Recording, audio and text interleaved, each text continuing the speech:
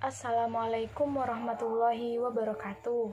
Halo semuanya, perkenalkan saya Rani Eka Nuroktavia dari Program Studi Ekonomi Syariah Fakultas Keislaman Universitas Trunojoyo Madura dengan NIM 2107211000057.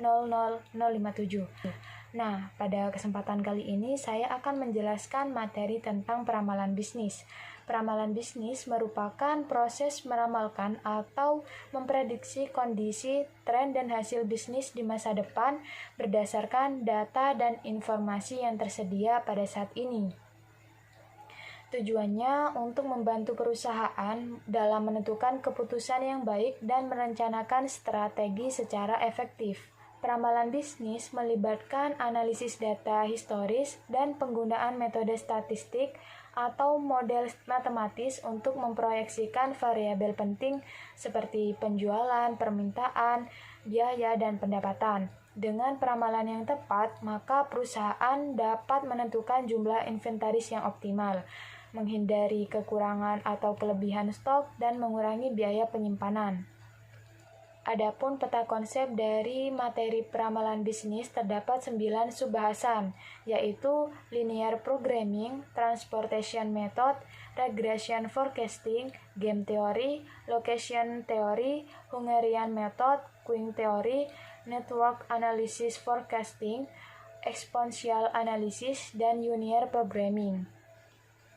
Selanjutnya yaitu transportation method, merupakan suatu metode yang digunakan untuk mengoptimalkan distribusi barang dari beberapa titik pengiriman ke beberapa titik penerimaan dengan meminimalkan biaya transportasi.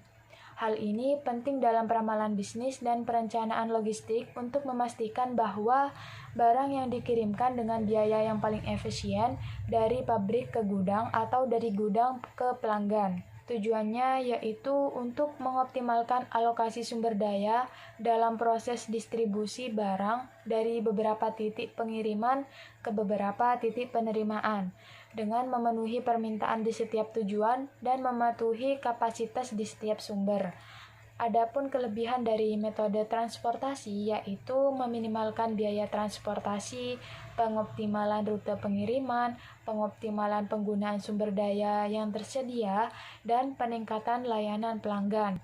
Contohnya, dalam distribusi produk, yaitu mengoptimalkan rute pengiriman dari gudang ke berbagai toko atau pelanggan untuk memengaruhi biaya transportasi.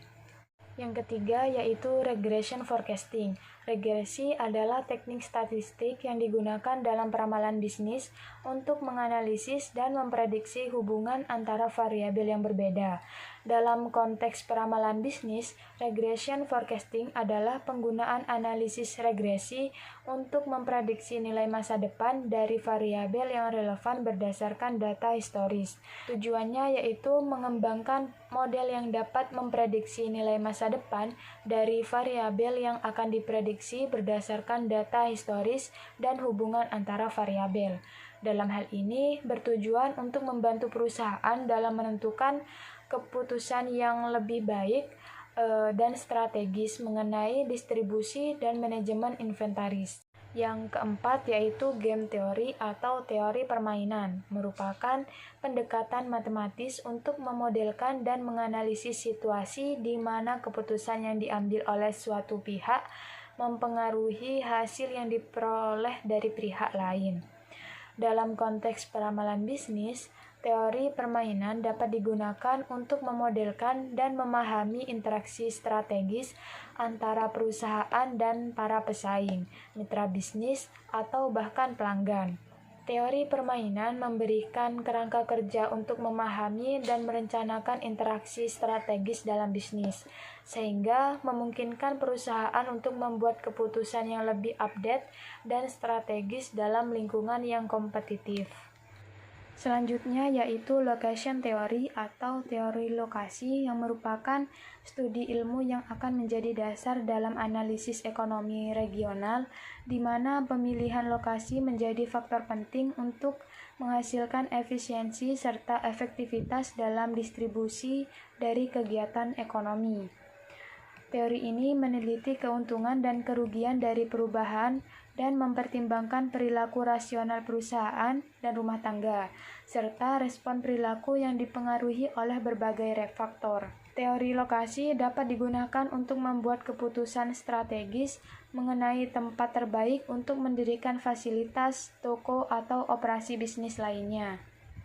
Yang keenam yaitu Hungarian Method adalah suatu masalah-masalah yang berhubungan dengan alokasi optimal dari berbagai macam sumber daya yang produktif, terutama tenaga kerja atau personalia, yang mempunyai tingkat efisiensi berbeda-beda untuk pekerjaan yang berbeda-beda. Hungarian Method digunakan untuk memecahkan masalah penugasan atau masalah pemetaan satu ke satu antara dua set, dengan tujuan untuk meminimalkan total biaya atau memaksimalkan total keuntungan, dan membantu dalam pengambilan keputusan yang lebih efisien dan ekonomis. Selanjutnya yaitu Queen Theory atau teori antrian, merupakan metode analitis yang digunakan untuk merancang, menganalisis, dan mengoptimalkan sistem yang melibatkan antrian atau barisan dalam berbagai aktivitas bisnis, seperti layanan pelanggan, produksi, dan distribusi. Tujuannya yaitu untuk mengoptimalkan berbagai aspek operasional, termasuk waktu tunggu, efisiensi layanan, dan penggunaan sumber daya. Selanjutnya yang ke-8 yaitu Network Analysis Forecasting, merupakan pendekatan yang menggunakan teknik analisis jaringan untuk memodelkan dan meramalkan berbagai aspek operasional dan strategis dari sebuah sistem bisnis yang kompleks. Teknik ini sering digunakan untuk memahami dan memprediksi dinamika dalam jaringan bisnis yang melibatkan berbagai entitas, seperti pemasok, pelanggan, dan proses internal. Network Analysis Forecasting menyediakan alat dan metode untuk memodelkan, menganalisis, dan meramalkan dinamika dalam jaringan bisnis, sehingga memungkinkan perusahaan untuk meningkatkan efisiensi, mengelola risiko, dan membuat keputusan yang lebih baik. Dan yang terakhir yaitu analisis eksponensial, merupakan metode statistik yang digunakan untuk memprediksi nilai masa depan berdasarkan data historis dengan menggunakan model yang mengasumsikan bahwa perubahan data mengikuti pola eksponensial. Metode ini sangat berguna dalam berbagai aplikasi bisnis seperti perencanaan permintaan, manajemen persediaan, dan analisis tren pasar. Baik, mungkin itu saja yang dapat saya sampaikan. Apabila ada kesalahan, mohon dimaafkan. Wassalamualaikum warahmatullahi wabarakatuh.